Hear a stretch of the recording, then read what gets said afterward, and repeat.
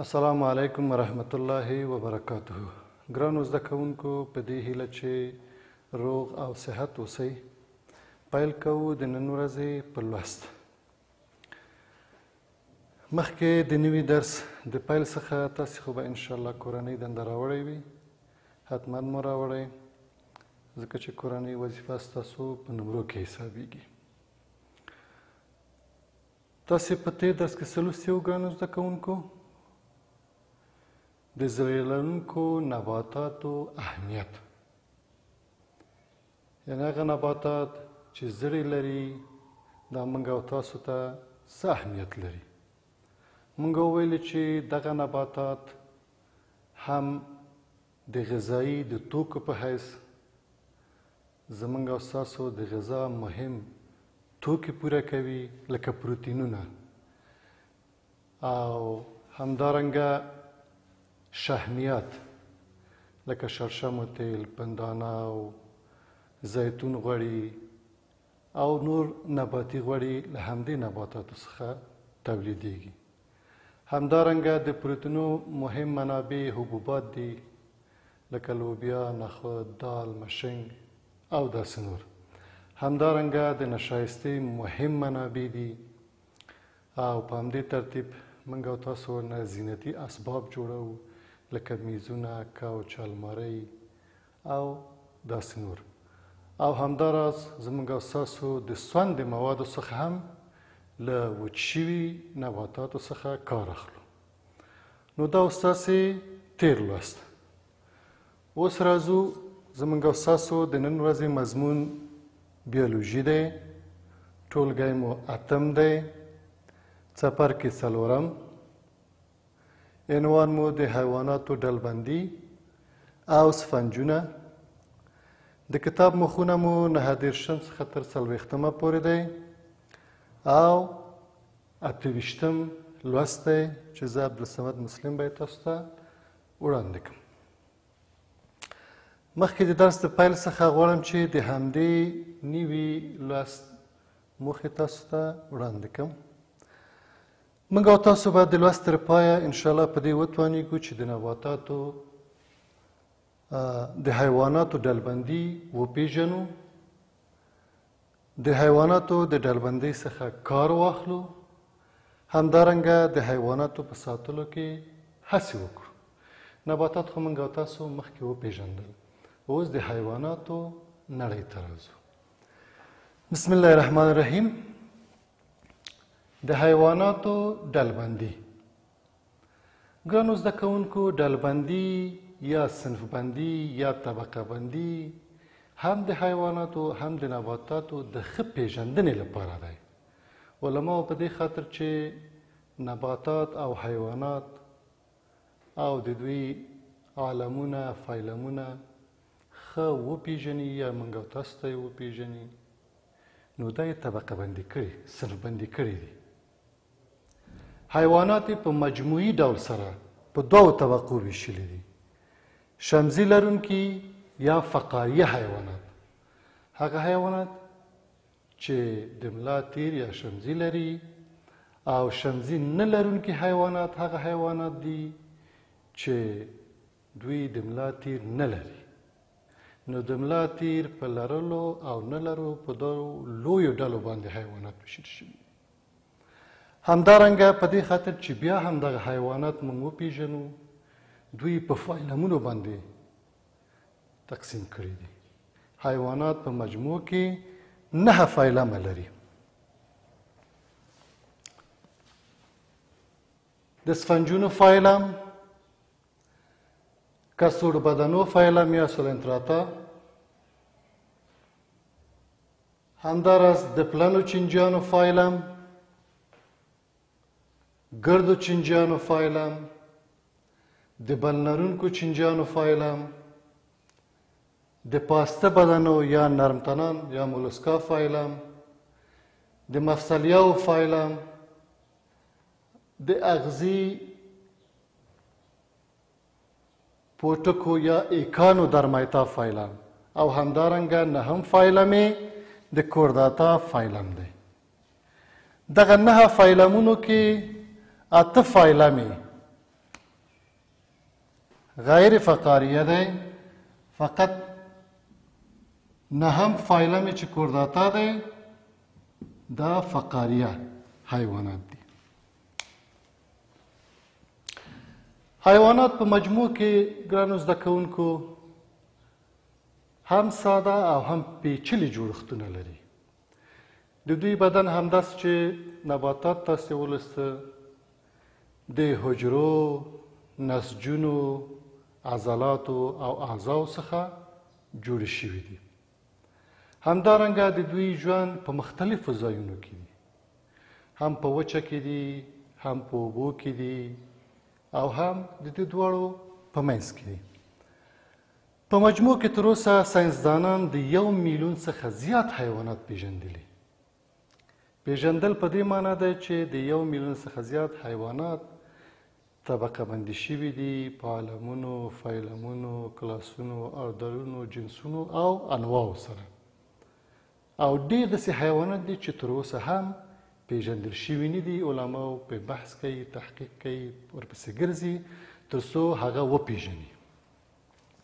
چې موږ او تاسو د همدې حیواناتو له جملې څخه نن یوازې سفنجونه مطالعه کوو. سفنجونه کوم حیوانات دي؟ په حیواناتو کې هغه ساده حیوانات دي. مخکې موږ وویل چې غیر د کورداتا فایلم څخه نور ټولې غیر فقاریه دي، فقري نه لري، د ملا تیر او شمزۍ نه لري. نو سفنجونه د همدې حیواناتو له جملې څخه دی چې غیر فقاریه دی، ساده او ابتدایي ژوند لري. د اوبو په سر، د اوبو په تل باندې د دوی ژوند دی. دوی څه رقم غذایي مواد اخلي. سفنجونه سوري لرونکي حیوانات دي چې د پور په نامه سوري لري چې د همدې سوریو له لارې غذایي توکي، اوبه، اکسیجن را اخلي او بیرته د سکولم په نوم باندې د هضمي سوري لري چې د همدې هضم شوي مواد د همدې سکولم له لارې خارجېږي. همدارنګه د دوی جنین د بڼو په وسیله سره حرکت کوي، خو چې کله بلوغ ته ورسیږي نو دوی د صخرو په مخ، د ځمکې د بحرونو په تل کې لوی لوی پشتې جوړوي چې د پاسه نور حیوانات لکه کبان، چنګاښ او نور ژوند کوي. همدارنګه د دې سفنجونو خوراک د تجزیه شوي عضوي موادو څخه د کار اخلي او همدارنګه تاسو پوهیږئ چې د پور له طریقه د غذایي مواد په خپل وجود کې داخلوي او د سکولم له طریقه یې بیرته خارجوي. البته سفنجونه مختلف رنګونه لري، خو چې کله سفنجونه د اوبو د سطحې څخه وباسو نو دوی بې رنګه کیږي، یعنی رنګ یې موږ او تاسو ته نه ښکاري، اما د اوبو په منځ کې مختلف رنګونه لري. اندازه یې د 100 ملي مترو څخه تر 100 مترو پورې دی. مختلف اندازې لري. تاسې د کتاب شکل ته وګورئ.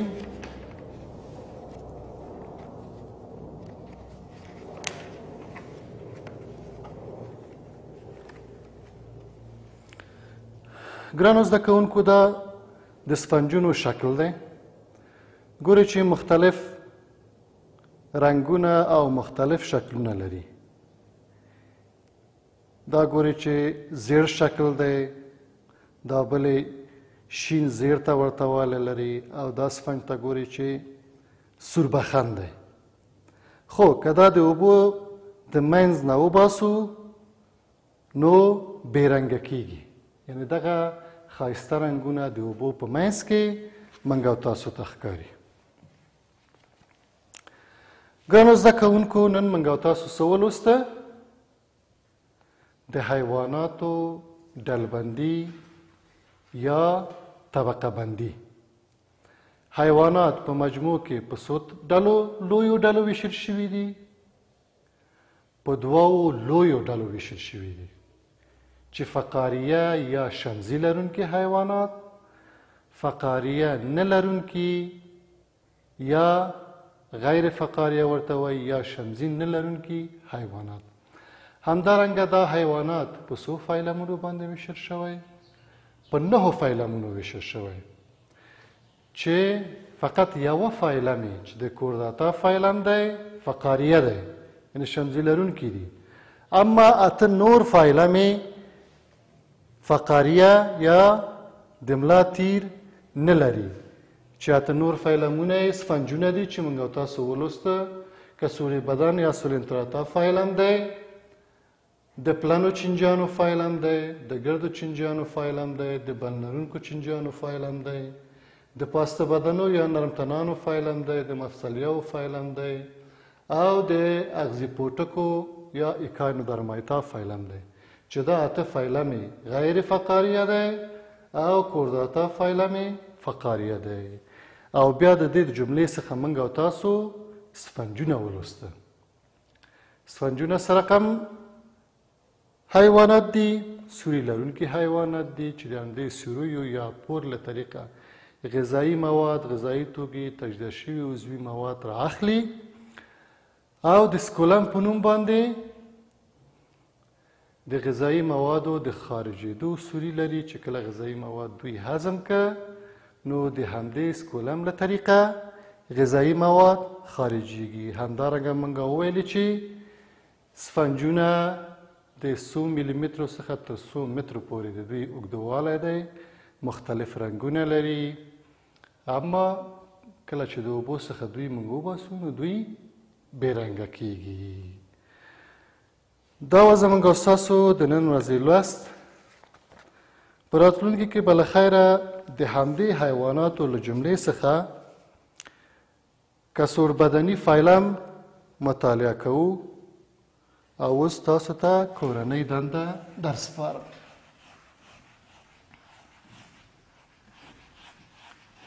ګرانو زده کوونکو، کورنۍ دنده به ضرور راوړئ، ځکه چې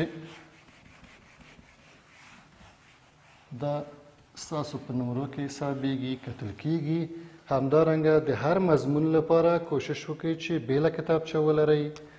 د تختې پر مخ مهم یاداشتونه چې دا یاداشت کړئ او کورنۍ دنده هم یاداشت کړئ. ستاسې کورنۍ دنده د حیواناتو